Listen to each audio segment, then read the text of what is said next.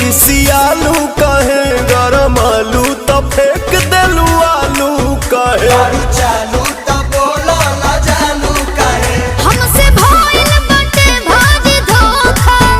एही आलू के मिस देब चोखा बुझाइल देबू नहीं खाए तका बोलो हम कमाए चितर कूट जाए अरे दिल कूट खा है दिल बूट खा अच्छा तोहरा राजा जी के दिलावा टूट जाए